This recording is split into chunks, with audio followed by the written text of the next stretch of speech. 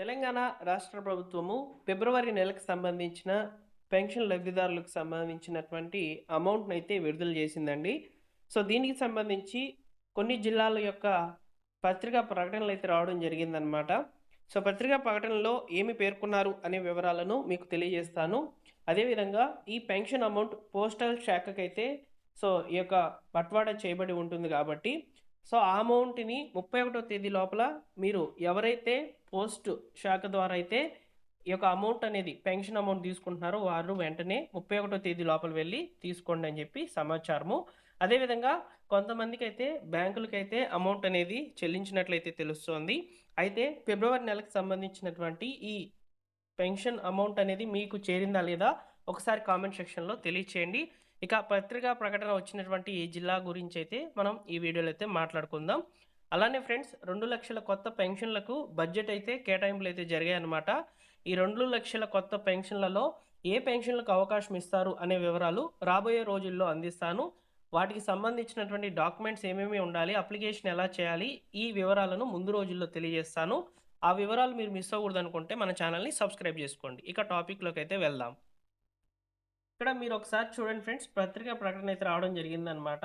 ఇందు మూలంగా చేయూత ఆసరా పెన్షన్దారులకు పత్రికాముఖంగా తెలియజేయడం అనేది ఏమనగా, వివిధ రకముల చేయూత పింఛన్లు అనగా వృద్ధాప్య, వితంతువులు, వికలాంగులు, చేనేత, కల్లుగీత మరియు ఒంటరి మహిళా పింఛన్లను 31వ తేదీ వరకు బట్వాడా చేయబడినటువంటి పోస్టల్ శాఖ నల్గొండ జిల్లాకు సంబంధించి ఇట్టి విషయమును పింఛన్ లబ్ధిదారులు గమనించి పెన్షన్ పొందవలసిందిగా కోరడమైందని చెప్పని చెప్పారండి.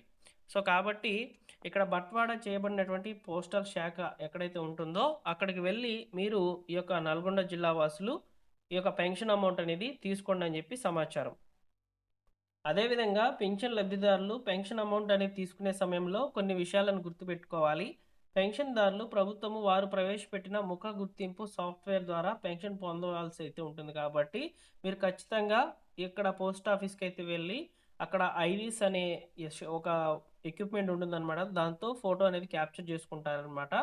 ఫోటో క్యాప్చర్ చేసుకొని మీకు అమౌంట్ అనేది ఇస్తారనమాట. అదేవిధంగా పెన్షన్ మొత్తమును నేరుగా సంబంధిత పోస్టల్ శాఖ వద్ద నుంచి అయితే పొందాలి. మధ్య దళారీలను నమ్మవద్దు. ఇక్కడ మధ్య దళారీలు కూడా ఉండరు. ఎందుకంటే మీరే డైరెక్ట్గా ఫింగర్ ప్రింట్ లేకపోతే ఈ యొక్క ఐరీస్ ద్వారా ముఖ గుర్తింపు అనేది చేసి పెన్షన్ అనేది ఇస్తారు కాబట్టి మీరు ఖచ్చితంగా వెళ్ళి తీసుకోవాలి. ఇక్కడ పెన్షన్ మొత్తము 16 రూపాయలతో సహా అడిగి తీసుకోవాల్సిందిగా అయితే చెప్తున్నారు. చూడండి, ఈ పాయింట్ చాలా అవసరము. చాలా మంది కూడా 16 రూపాయలు ఏముందిలే అని చెప్పి వదులుకునేస్తారనమాట. ఇలా ఒక్కరు వదులుకున్న 16 రూపాయలు అనేటివి ఒక 100 మంది వదులుకుంటే ఎంత అమౌంట్ అవుతుందంటే 1,600 రూపాయలు అయితే అవుతుంది. అలా మీకు వచ్చేటువంటి ప్రభుత్వ సొమ్మును ఒక్క రూపాయి కూడా మీరు వదులుకోకుండా పొందండి. ఓకేనా? ఈ విధంగా పెన్షన్ అమౌంట్ అనేది ఫిబ్రవరి నెలకు సంబంధించినటువంటి అమౌంట్స్ అనేటివి విడుదలైనాయి అనమాట. కొంతమందికి బ్యాంక్ అకౌంట్లకి అయితే డబ్బులు పడతాయి. కొంతమందికి ఈ విధంగా పోస్టల్ శాఖకి అయితే అమౌంట్ అనేది పడుతుంది. మీరు గతంలో ఏ విధంగా అయితే పెన్షన్ పొందారో అదే విధంగా మీకు పెన్షన్ అనేది రావడం జరుగుతుందన్నమాట.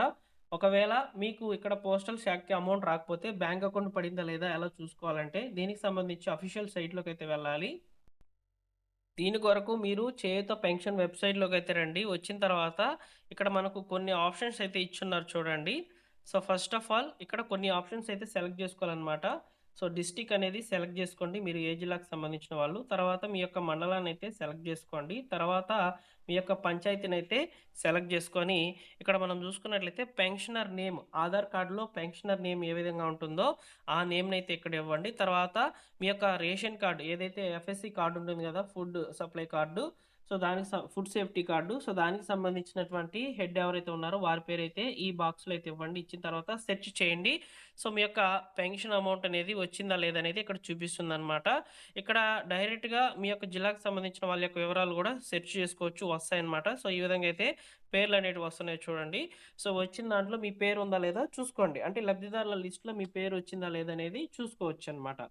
కాబట్టి అమౌంట్ అనేది మీ బ్యాంక్ ఖాతాకు పడిందా లేకపోతే మీకు డైరెక్ట్గా ఈ యొక్క పోస్ట్ ఆఫీస్కి అయితే పడిందా లేదా ఈ విధంగా అయితే చెక్ చేసుకోవచ్చండి. ఓకేనా ఫ్రెండ్స్? అదేవిధంగా మరొక సమాచారం చూసుకోవచ్చు. 2,00,000 కొత్త పెన్షన్లు అనేటివి ఇవ్వబోతున్నాం అని చెప్పి బట్టి విక్రమార్క గారు అయితే తెలియజేశారు. రాష్ట్రంలో వృద్ధులు, వితంతువులు మరియు దివ్యాంగులు, ప్రభుత్వము గుడ్ న్యూస్ అయితే చెప్పిందనమాట వారికి.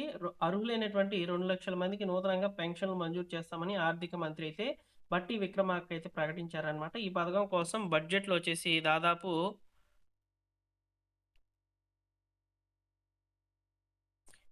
14,861 కోట్లనైతే ఖర్చు చేయబోతున్నట్లయితే తెలియజేశారనమాట. చేయూత స్కీమ్ కింద ప్రస్తుతం నెలకు రూ. 2,000, దివ్యాంగులకు రూ.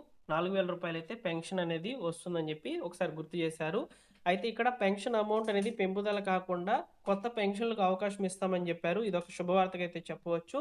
కొత్త వారికి అవకాశం కూడా వస్తుంది పెన్షన్ల యొక్క విషయంలో. సో కాబట్టి కొత్త పెన్షన్ల సైట్ ఓపెన్ అయినప్పుడు నేను తెలియజేస్తాను. మిస్ అవ్వకూడదు అనుకుంటే మన ఛానల్ని సబ్స్క్రైబ్ చేసుకొని బెల్ సింబల్ని ఆల్ నోటిఫికేషన్ ఆన్లో పెట్టుకొని ఈ వీడియోకి లైక్ చేసి నలుగురికి ఇన్ఫర్మేషన్ని షేర్ చేయండి. మరొక ఇంపార్టెంట్ టాపిక్తో మీ ముందుకైతే వస్తాను. ఇందిరమ్మ ఇండ్లకు సంబంధించిన అప్డేట్స్ అయితే వచ్చి ఉన్నాయి. వాటిని నెక్స్ట్ వీడియోలో అయితే తెలియజేస్తాను.